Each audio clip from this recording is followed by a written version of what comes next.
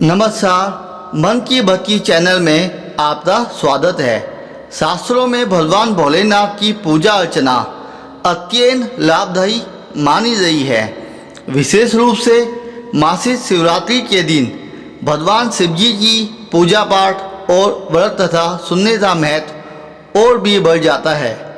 इसलिए आज हम आपके लिए इस पावन दिन की व्रत तथा लेकर आए हैं। आप वीडियो को अंत तक ध्यानपूर्वक अवश्य देखिए। शुरू करते हैं मासिक शिवरात्रि की व्रत तथा। प्राचीन समय चित्रभानु नामक एक सितारी था। वह रोज जंगल में जाकर सितार तलता और ऐसे ही अपने परिवार का पालन पोषण करता था। चित्रभानु उसी नगर में रहने वाले एक सौदार था, कर्जदार भी था और आर्थिक तंगी के कारण ऋण नहीं चुका पा रहा था। एक दिन सौदार ने गुस्से में आकर चित्रभानु को शिव मठ में बंदी बना लिया। संयोग से उसी दिन मासिक शिवरात्रि थी। मासिक शिवरात्रि के कारण शिव मंदिर में भजन और कीर्तन हो रहे थे, जिसका बंदी सिदारी चित्रभानु ने पूरी रात आनंद लिया। अगली सुबह सौदार ने सिदारी को अपने पास बुलाया और ऋण चुकाने के लिए कहा, जिसके बाद सिदारी चित्रभानु ने कहा, सेठ जी, मैं तरतर आपका पूरा ऋण चुका दूंगा। सिदारी के वचन तो सुनकर सेठ जी ने उसे छोड़ दिया।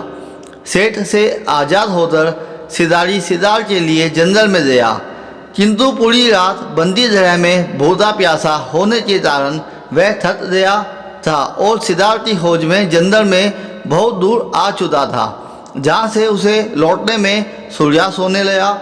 जिसके बाद उसने सोचा, आज तो रात जंगल में ही बितानी पड़ेगी।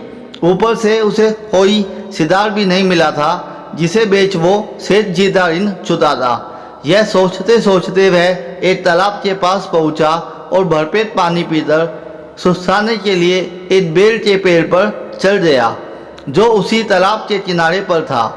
उसी पेड़ के नीचे एक शिवलिंग था, जो पत्तियों से ढके होने के कारण नहीं दिख रहा था। कर्ज चुकाने और परिवार के लिए खाना लाने की चिंता में व्याकुल सिदारी चित्रभानु पेड़ पर बैठे बैठे बेलपत्र तो तोड़ तोड़ कर नीचे गिराए जा रहा था। संयोगवश वो सभी बेलपत्र भगवान शिवलिंग पर ही गिर रहे थे।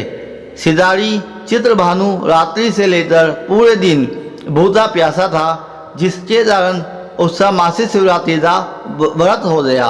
कुछ समय बाद उस तालाब पर पानी पीने के लिए एक गर्भवती हिरनी आई और पानी पीने लगी।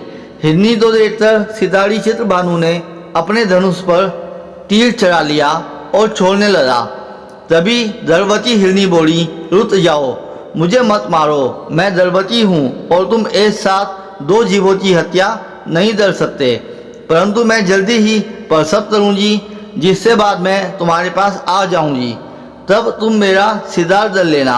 उस हिरनी की बात सुनकर चित्रभानु ने अपने धनुष को नीचे कर लिया और हिरनी झाड़ियों में लुप्त हो गई।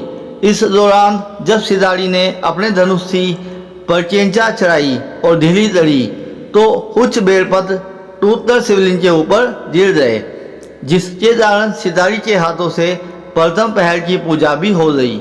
कुछ समय बाद दूसरी हिरनी झाड़ियों से निकली, जिसे देखकर सिदारी के खुशी का खिजाना ही नहीं रहा। चित्रभानु ने उस हिरनी का सिदार करने के लिए फिर से धनुष उठाया और तीर छोड़ने लगा।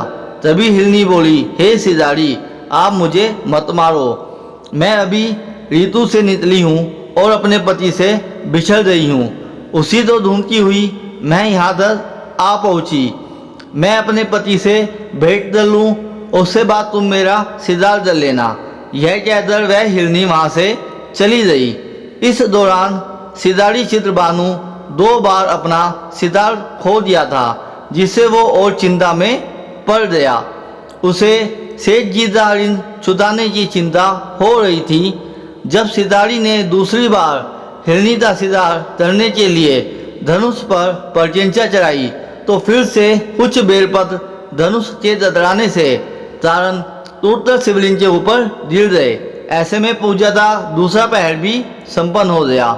ऐसे में अर्धरात्रि बीत गई। कुछ समय बाद एक हिरनी अपने बच्चों के साथ तालाब पर पानी पीने के लिए आई। इस बार चित्रभानु ने बिना देर किए धनुष पर प्रत्यंचा चढ़ाई और तीर तो छोड़ने लगा। तभी वह हिरनी बोली, हे सिदारी, आप मुझे अभी मत मारो। यदि मैं मर गई तो मेरे बच्चे अनाथ हो जाएंगे। मैं इन बच्चों को इनके पिता के पास छोड़ आऊँ, जिसके बाद तुम मेरा सिदार कर लेना। उस हिरनी की बात सुनकर सिदारी चित्रभानु जोर से हंसने लगा और कहा, सामने आए सिदार तो कैसे छोड़ सकता हूँ? मैं इतना भी मूर्ख नहीं हूँ। 2 बार मैंने अपना सिदारी तोड़ दिया है, अब तीसरी बार नहीं होना चाहता हूँ। सिदारी की बात सुन हिरनी बोली, हे सिदारी, जिस प्रकार तुम्हें अपने बच्चों की चिंता सता रही है, उसी प्रकार मुझे अपने बच्चों की चिंता हो रही है। मैं इन्हें इनके पिता के पास छोड़कर वापस आ जाऊंगी, जिससे बाद तुम मेरा सिदार कर लेना। मेरा विश्वास करो। हिरनी की बात सुनकर सिदारी तो दया आ गई और उसे जाने दिया।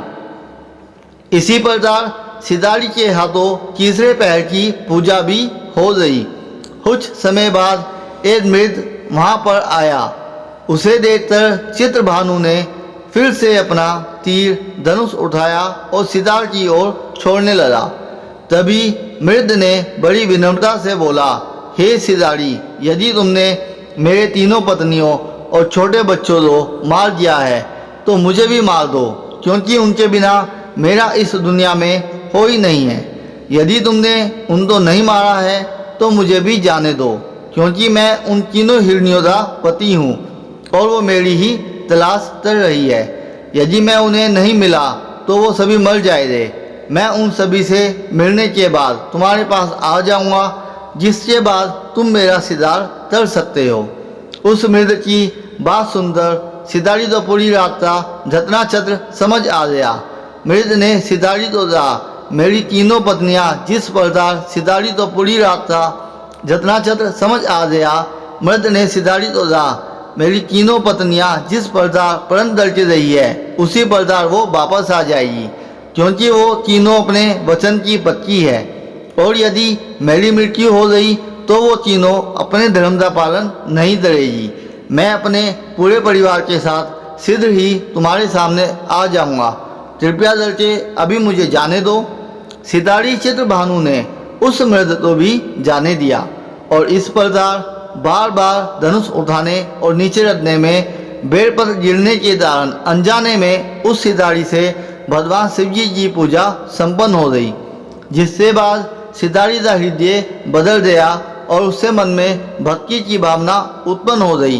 कुछ समय बाद मृग अपने पूरे परिवार अर्थात तीनों हिरनी और बच्चों के साथ उस सिदारी के पास आ गया और कहा कि हम अपनी प्रतिज्ञा अनुसार यहाँ आ गए हैं। हे सिदारी, आप हमारा सिदार कर सकते हैं। जंगल के पशुओं की सच्ची भावना को देखकर सिदारी चित्रभानु का हृदय पूरी तरह पिघल गया और उसी दिन से उसने सिदार करना छोड़ दिया। अगले दिन वो नजर रोता और किसी और से उधार लेकर सेठ जी दारिन चुदा दिया और स्वयं मेहनत मजदूरी करने लगा। जब सिदारी चित्रभानु की मृत्यु हुई तो उसे यमदूत लेने आए, किंतु शिवदूतों ने उन्हें भगा दिया और उसे शिवलोक ले गए। इस प्रकार उस सिदारी को मोक्ष की प्राप्ति हुई। दोस्तों, मासिक शिवरात्रि की व्रत कथा में इतना ही। आपको ये कथा कैसी लगी कमेंट जरूर करें और वीडियो देखने के लिए चैनल को सब्सक्राइब करें व वीडियो को शेयर करें। धन्यवाद।